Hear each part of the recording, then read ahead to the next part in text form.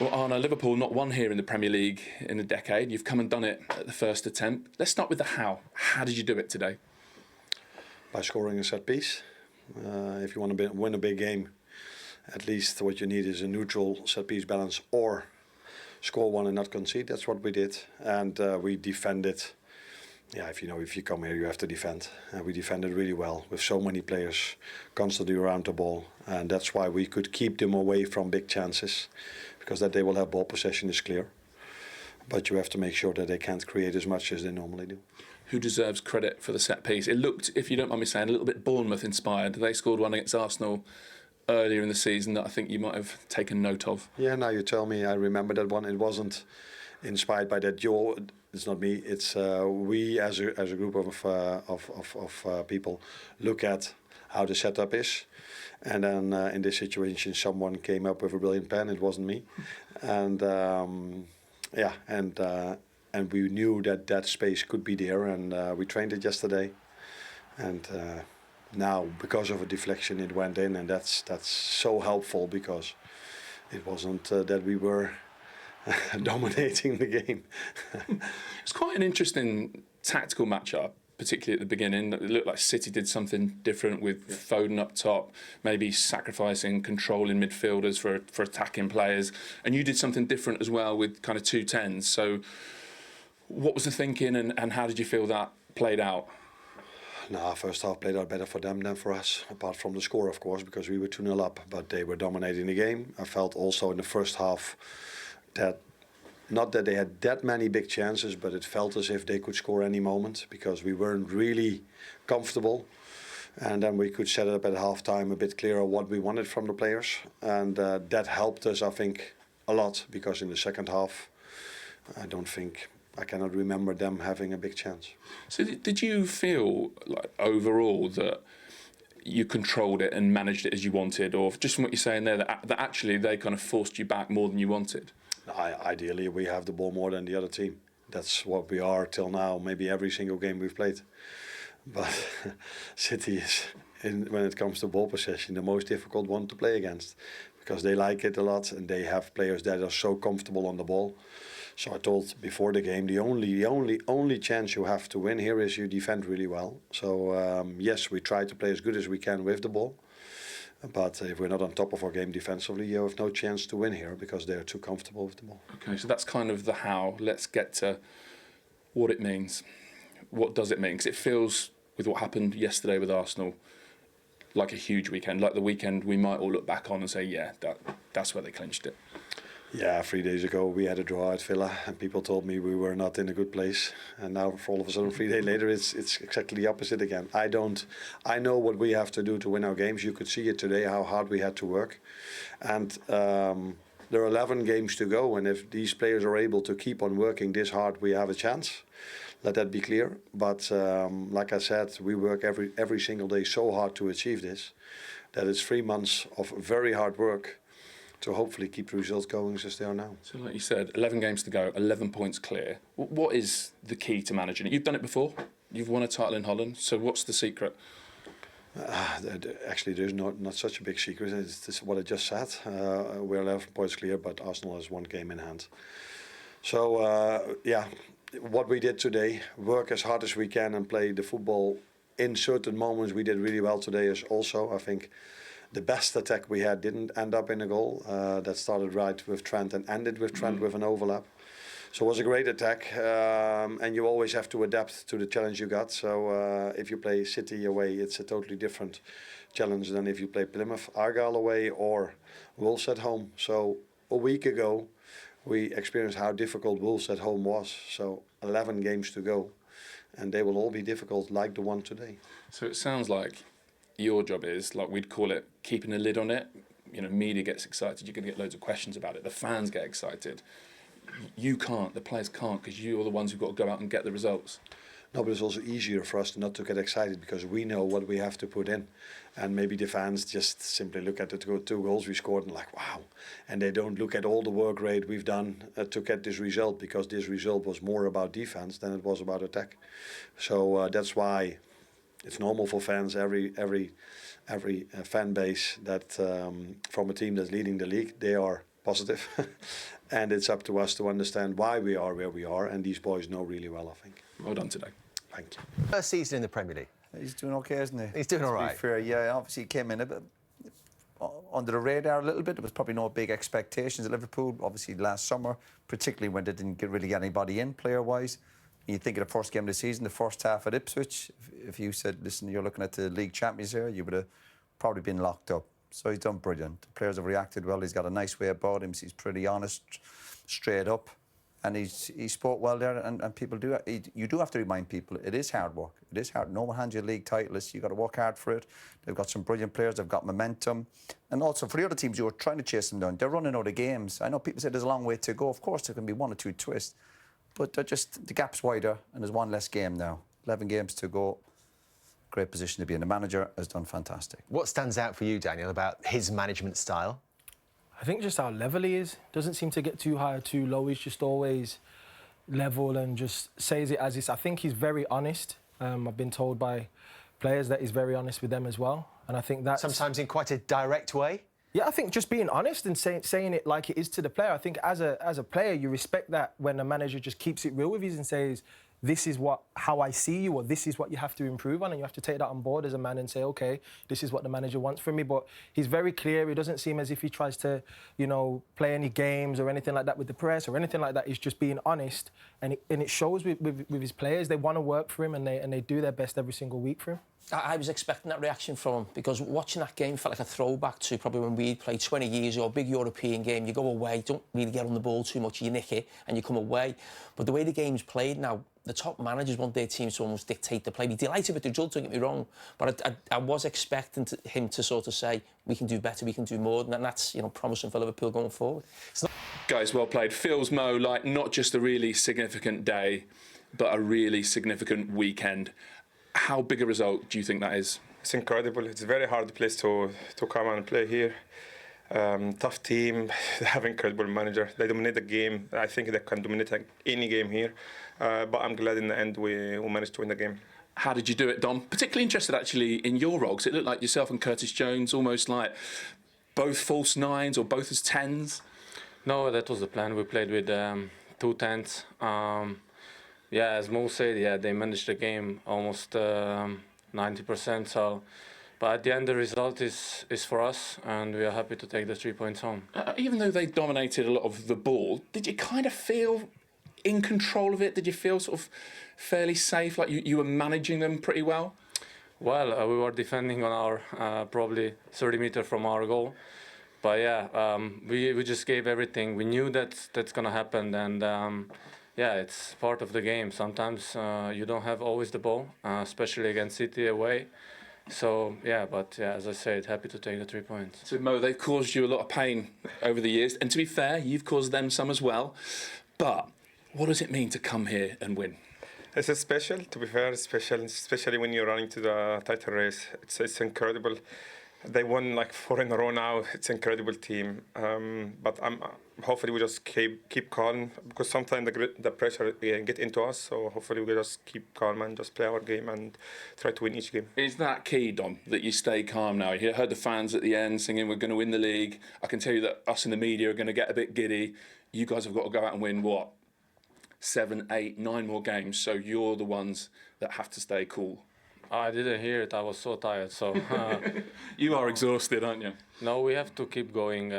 It's gonna be a tough game home against Newcastle, and then yeah, as you said, 11 more games to go.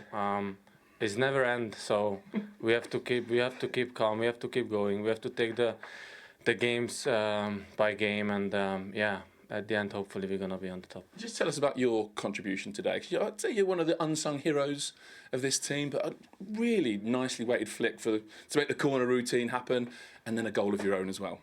No, he just said it was not the best assist. I gave it to him. What? The ball was not supposed to come in that area.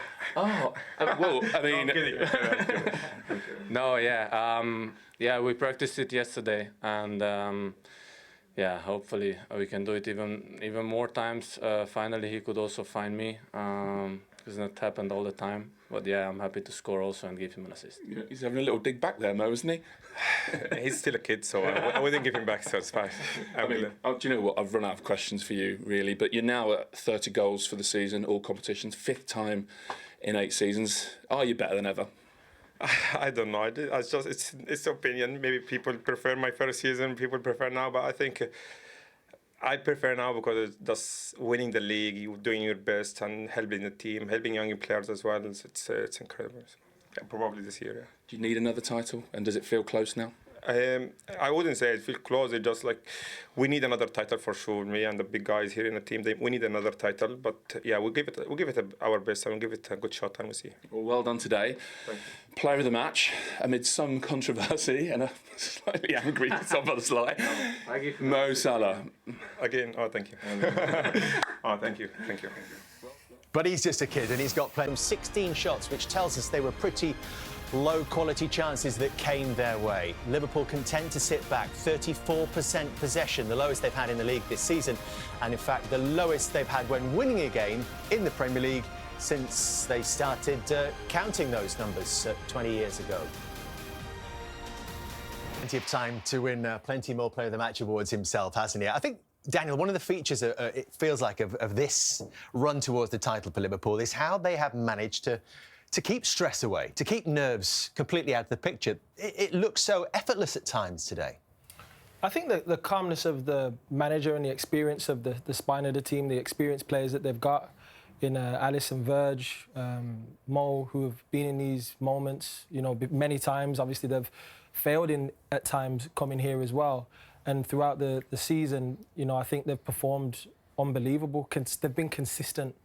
And I think that's not a trait that is respected a lot of the time, because I think sometimes, you know, when you're talking about the best players in teams, sometimes they're top, sometimes they're not. But when you're looking at the big names for Liverpool, the goalkeeper when he's been playing, Verge has been a revelation this season, and Mo's numbers, I mean, he's on a record pace right now. So you have to say to them that even though the players are older, it seems as if they're like fine wine, baby. They're just getting better as time goes on. So give them a lot of credit. And the manager, what he's done to come into the squad, into the club, and get the squad to play his style and almost take on his personality in terms of how calm they are in games. They seem to stick to his game plan quite often. Today, the tactics were different.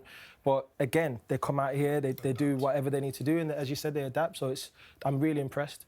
Spearheaded by a sensational season from Mo Salah, as Patrick was alluding to in the questions, and we'll come on to talk about just what an extraordinary year it's been for Mo Salah. But there it is again. And Liverpool fans are not going to tire of seeing their team 11 points out in front, and whether Varsy's superior goal difference as well, 10 better than Arsenal, their nearest challenger right now. Of course, we're beaten at home by West Ham yesterday to really put this on Liverpool's plate. Only 3 times in Premier League history has a lead that big or greater been overturned. The most recent, 97-98. Micah, can you build a case? Can you build a case for something extraordinary happening here from someone else to come from the pack? No, I think if Arsenal had a fully fit squad, maybe, but no Saka, losing Havertz. I mean, I just don't have anyone at top. I think if you look at Arsenal probably kicking himself in January, that they didn't bring anyone in. Of course, you don't know you're going to get injuries. But I just think this Liverpool team can adapt. They've played the heavy metal football and then they go back to playing a low block and then can counter-attack. I think everything about this team is just sensational. It's finding a way to win. And at times I've watched Liverpool this season, I don't think they've been scintillating. I don't, but I think they've managed their moments really well. Daniel talked about the key players in the team. The spine is incredibly good and they hardly get injured. That is a main factor. Jamie talked about Liverpool before and Van Dijk, that season when they didn't compete, he was injured. But when you've got someone like that at the back, it makes a massive difference. You can just see the confidence oozing out of him. And we'll talk about Mo Salah a bit later. You know, the star men turn up every week. Correct. The star men turn up every week. That's what you need. And you obviously need a helping hand along the way. But the only thing we keep saying, we're looking at Arsenal and go, Arsenal needs to do better, but you need other teams to do better. You can't just keep looking at Arsenal to be them challengers. They've obviously come up short and maybe, again, missing that striker. But it's up to the other teams, some of the other top teams to start competing. I know we've been critical of Arsenal for slacking off recently, but you need one or two other teams to compete as well. It can't be just on Arsenal. Daniel mentioned the word legacy when we were talking earlier about Mo Salah, but do you think there could be a theory that some of these senior players in this Liverpool dressing room, the likes of Alisson, Virgil van Dijk, Mo Salah, would want more than one league title to show for their efforts at Liverpool? I've said this for the last few years. What Liverpool have done, or the quality players that they've got, and how good a team they've been, they haven't won enough. And I'm not criticising them really. It's just the competition's been so strong. And you look at Manchester City, arguably, 4 titles in a row, winning a treble, a domestic treble as well. Arguably the greatest sort of Premier League team we've seen, or certainly era, is Pep Guardiola, and that's what this Liverpool team have come up against. And when you actually look at what they've won, it isn't enough, or maybe you could frame it a different way. They probably deserved a little bit more. I mean, they've lost, I think, at least 2 Champions League finals, lost the Premier League on the last day of the season twice as well, with sort of record numbers in terms of points. So, yeah, I think what Mo Salah said there as well, legacy-wise in terms of winning things, because you've got to think of the club that you play for. This is a club who's got as good a history as probably any club in world football. So you talk about putting these players up against, the goalkeeper up against Ray Clements, or Virgil van Dijk up against Alan Hansen. These guys have won 6, 7 titles. Could this team do that, Jim? Do you think if he keeps some of the star men there, obviously recruitment again in the summer, that they could try and win it for the next 2? They look at City and think City might need a year or 2 to rebuild themselves. Is that the challenge now for this team? Yeah. You win the league, kick on for the next 2 or 3 years. You know that better than anybody about winning and going again. I do think Liverpool were a little bit unfortunate. The year they won the league, Van Dijk gets the big injury, a cruciate, something that's hard to sort of replace. But what I would say is an exciting thing for Liverpool is Slot didn't buy any. He hasn't bought anyone really. They brought Chiesa in at the last minute to try and maybe cover Salah if he was injured. Now, he's going to know this squad a lot better going into next season. And if I'm being honest, he only ever uses 14 or 15 players. There's probably 4 or 5 players he doesn't rate in the squad. I'm not being critical, but he's probably thinking, OK, now I know what this team needs. And even though this team's going to go on and win the league title, I still think there's 3 positions in this team that can be improved quite a bit. It's not about bringing 4 or 5 players in and squad players and improving the team or a certain area. What positions would you say? I think Liverpool could bring a left-back in. I think they can bring a centre-forward in. And an attacker midfield player who I'm talking about actually going into the team, in sort of 3 areas, and then maybe improve, certain areas of the squad as well. So that's pretty exciting, and you would imagine Liverpool would have money to spend, because, as I said, they haven't spent anything in the last couple of years. He said this week, actually, I think, Arne Slot, that they know now which areas of the team they want to target in the summer, which is an exciting prospect for Liverpool when they could win it very comfortably this time round. Let's have a look at the last 11 games they face. And as I said, 7 of them, including the next 3, are at Anfield, which feels like a big advantage, doesn't it, in the run-in, when they need a maximum 26 points to see off Arsenal, who can still get to a maximum of 89. That's if they win all their remaining games. And I'm not sure if the team here would think that is possible or not. Liverpool can still get to 97. So 7 at home. Do you think it's going to be 4 or 5 games? Might the actual celebrations start before the end of the season? Before even Arsenal actually head to Anfield 3 weeks before the season's out? I think they've got some tough games though. Everton, those derby games, you never know what can happen in those types of games there. Fulham have been playing exceptional. Newcastle, they're playing against teams that, even though some of them are going to be fighting for European places, and then there's other teams in there that, when players are just playing free, and it's like, we've not really got much to play for outside of just showing ourselves and playing well. It goes the other way as well, in that at times those teams aren't necessarily, at their best. But for me, they're going to win 7 or 8 of those games. If we're being real, they're going to win 7 or 8 of those games. The key is how they do it.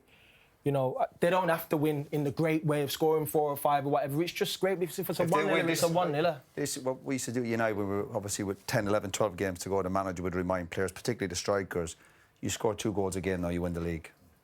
What was that mentality like when you're going for it, when you got that lead? Obviously, listen, it's more exciting for the neutral if it's a bit tight, but for you in a dressing room and you're that much clear, it's fantastic. And you think you're 11, but a couple of days later you want to be further ahead. You just want to give that. So are you sort of creating your own sort of paranoia that 11 is not enough? Oh yeah, you have to have that. You have to have that. I suppose that bit of tension in the dressing room. Say, listen, particularly if you start looking at stats, you think if you slip up now, you'd be a laughing stock. So you keep yourself. You're looking at the players there getting interviewed afterwards, and obviously they're probably low key a little about it. But in the dressing room, you know what a big result is. The manager knows, the opposition will know, but you still let them have to kick on. And but did you tell the players that as a captain, when just keep your head, or what sort of environment? Yeah, you would be reminding people, but about being complacent and being on your toes. You'd have good squad members, and obviously the manager would do it. The senior players would do it. You make sure you don't slack off in training. Or you look at some of the fixtures there, for example, and you're thinking you're playing Southampton at home, but you treat Southampton like you're playing Real Madrid. You treat teams with respect. And if they carry on doing what they're doing, then they don't have to. Liverpool don't have to do anything extraordinary. Or just do what they're doing, be efficient. The 2 goals a game is a big one. It's a kind of simple message going. You get them, which you've been doing all season anyway, at least 2 goals a game. You're guaranteed to win the league. I think when you're speaking, and I'm speaking, because you're speaking about the team that you support, you're always thinking, I don't want to say that in case it comes back and haunt me. But if Man City were in that position or Arsenal in that position... You'd say it's done. It's done. I've said that. I know, so come on, have a bit of conviction. I do think it's done. And it's not just because of the league. My point being is, what you've got to remember is this Liverpool team have only really lost 1 game of any significance, which was Nottingham Forest. They lost in the Champions League in the dead rubber. They lost in an FA Cup when they changed the whole team. And they lost in a first leg against Tottenham, which was basically half-time. The tie wasn't over. So really, when you go through the season, this is a team who just don't lose games. And Arsenal, I think if Arsenal have got a fully fit team and Liverpool are fully fit, there's probably very little in it. If they played in a cup final, it's a toss of a coin.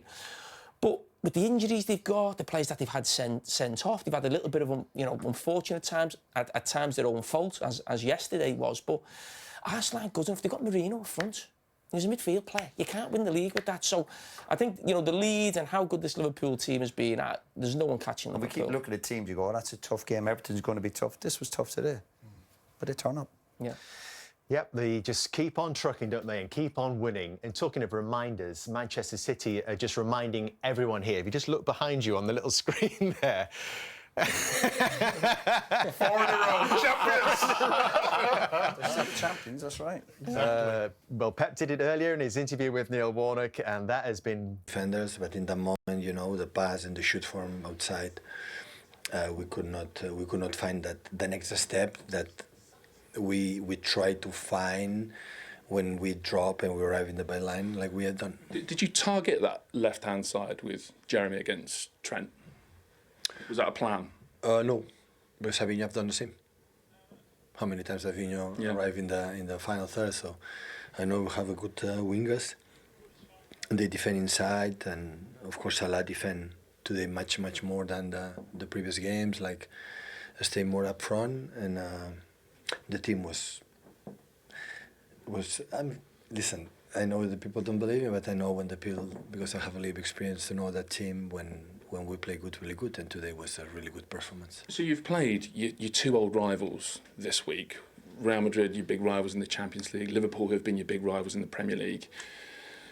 What have you learned? What has it taught you? That if you had to lose, you had to lose the way we lose today. And in Madrid it was much better. So I think both games are bad. I saw many things that the club has a bright future with the players that we have. So, except Kevin, all the players are, and maybe Nathan, all the players are so young and they have a good dynamics. And what the club is going to decide in the next future, we have a bright future for this club in the next years. So is that the key actually out of today? I think you had 3 January transfer signings who started the game, all did well. Actually, maybe this was the first step for a new City, a new Man City. Yeah, absolutely. Everybody knows that a part, an area for our old players will be there, will be here next season, but have to build for the next step. So it's normal. It's a question of time, but. Yeah, today, again, the amount of absence that we have, and even with that, we played really good against that team. I didn't see this season bring the Liverpool in the way they play most of the time. Of course, when they're getting the ball, when the special connection, Alexander-Arnold with Salah, Alexander-Arnold in the middle. So Alexander-Arnold is the best midfielder.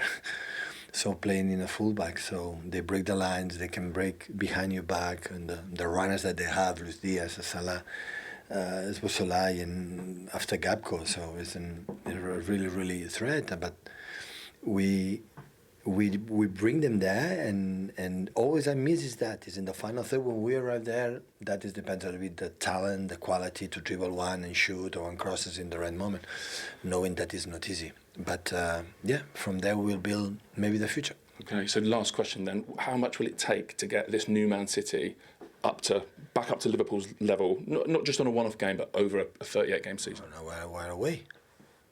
We're far away. We'll see in the future.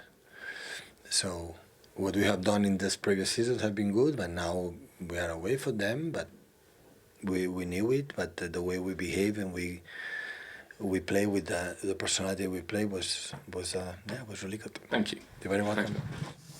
Patrick, to the words out of my mouth. I mean, that's got to be the question right now for Manchester City. Can this team be challenging for the title next season? What's it going to take? I think it's going to take reflection. I think this season's not being good enough by their standards. I think they've lost a lot of energy in that midfield area. We talked about Rodri a couple of months ago, losing him. It was obviously massive. Gonzalez has come into the team. And confidence, get the confidence back. Players like Phil Foden, who was outstanding last season, doesn't seem to be playing at the same level this season. And bringing in new faces. Mamouche looks good. Gonzalez, who I mentioned, looks good. Kusanov is only a 20-year-old kid. Brought in a Reece, the Brazilian defender as well. A couple of injuries to come back with Haaland. I think the future's bright for Man City. I just think they're going through a time where the energy is lacking, the confidence is lacking, injuries at the wrong time. But I think next season they'll be back. But has the transition in some ways got a long way to go for Manchester City? And I ask the question because they've used more players 29 or over than anyone else, bar West Ham United so far this season. And of course, that's not a good sign when you're thinking about players being at their peak years at what, between 25 and 28, maybe slightly older in some cases, like Mo Salah, but 40% of the players they've used this season have been in that older age bracket. Yeah, I think that's fair, but I think if you look at Liverpool's top players, you know, how old's Virgil, how old's Salah, he's still doing it at that age. I just think... But they can't all be that age, can they? They can't all be that age, yeah, and they found it difficult. I think energy, like I said, has been the problem for Man City. I think bringing Gundogan from Barcelona because he knew the system, I thought he would slot in and be, you know, brilliant again this season. It's not quite worked for them. Where City were at their brilliant best is when they could press and get the ball back within 5 seconds. At the moment, they can't do it. Do you think it would be wrong, Roy, for a total clear-out? If we're talking about players like Kevin De Bruyne, Kyle Walker's obviously on loan right now, Gundogan, John Stones, I think he's out of contract. Then others are close to that in terms of Ederson and Jack Grealish. I think some of the players will be under pressure. Obviously, whether Pep wants to keep them, it depends on the contract situation. I think De Bruyne's contract's up. So you're thinking them lads would automatically probably move on because Pep... And would that be the right thing? Probably. There comes a time where we've all been there. You get a bit older. Particularly when you're playing in midfield and it's tough going, and the manager has to make that decision. He's obviously got to look at the bigger picture. But I wouldn't be panicking from City's point of view. They've recruited. They'll have a look again in the summer. And some of the players will move on. Some of the senior players. That's just the nature of the beast. What you've got to remember is Liverpool were in this position a couple of years ago, and they got the recruitment right in terms of, you know, you look at that midfield. Well, McAllister, Gravenberch, and Szoboszlai. So they're not players this season. They were brought on the back of Liverpool being in a similar situation that Man City are now. They were fighting to make sure they got in the Champions League. They had Henderson and Fabinho there, who'd be an absolute, you know, stalwarts for the club, but they needed to move on. And it's just about getting the recruitment right. If City get those 2 or 3 players right in that midfield, and let's not forget, the recruitment's already started, you know, with Mamouche and Gonzalez coming in. If they get that right, of course they'll be back challenging next season. This was January's spend, and it was totalling 176 million, so more spent in this January under Pep Guardiola than in the previous 7 combined January's. So the intent there is pretty clear. And just to throw into that mix, incidentally, they've fielded today the joint youngest 11 in the Premier League under Pep Guardiola at 25.68. So it wasn't an old side that we saw today. It was featuring 3 of these players who have come in. Does that tell us that they are going to try and bring that age down, Daniel? Yeah, but you know, this team that they've been here challenging for so many years, and at some point, you know, they're going to move on. So it is about bringing new faces in. They've got Haaland up front, perfect age. He's not really got anybody challenging him, so maybe they'll bring in another striker as well and say, OK, we'll have another option. They had Alvarez before. You know, Mamouche maybe does what Kevin De Bruyne is, similar thing to Kevin De Bruyne, as well as Foden, who's been quite flexible in position. So outside of that, when you look at the ages, I think it's more the midfield and the defence that are older. The attack's still really young. They're still in early Grealish 20s. would be interesting, like people like Jack. What would he do with Grealish? What would you do with him? Take him on a night out? No, Jack. No, I think Jack could be under pressure. You know, where Pep's looked at Jack now, and he's picking up injuries and listen, lifestyles and all that type of scenario. And we look some big games last year where he didn't even bring him on. I think Jack might be under pressure. Whether Pep wants to maybe move him on, I think that'd be an interesting one. But the other ones I think are straightforward. The older players, 32, 33, contracts are up. You think that's an easy decision. But I think there will be a few players under pressure whether Pep wants to get rid of them. When you think of the wide players City have had in the past, when they've won the titles, the short in that area now. I mean, listen, Doku is the type of player, if you were playing against him, it would be a nightmare. But I'm not sure you'd love playing with him. You know what I mean? I don't think he actually gives you that much. As I said, he was tough for trying to come up against today. And, you know, we've been in that position. You think you come off the pitch and think, oh. But sometimes when you've got a player like that in your team, there's no real end product there. So I think of some of the wide players that you think of Sane, you think of Raheem Sterling, you think of Mahrez. Savino's looked all right since he's come in. He's only young as well. I think that's definitely an area they need to improve. And Pep made the point there about the second half, Liverpool were sitting in. But Man City are used to that. They're used to teams sitting in. But what they do, they have the quality or they have the presence in the middle of the box. Obviously, Haaland's a huge lot. Rodri is massive, obviously.